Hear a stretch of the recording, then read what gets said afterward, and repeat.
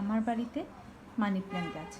আমি কিন্তু এই গাছগুলোকে আজকে পানি চেঞ্জ করছি এবং পানি চেঞ্জ করে আপনাদের সাথে একটু ভিডিওটা শেয়ার করছি। দেখেন তো কেমন লাগছে আমার এই মানি প্ল্যান্ট গাছগুলো। এগুলো আমি ঘরেই রাখি, যেগুলো ঘরের অনেক সৌন্দর্য বৃদ্ধি করে এবং আমার মনেরও অনেক শান্তি আসে।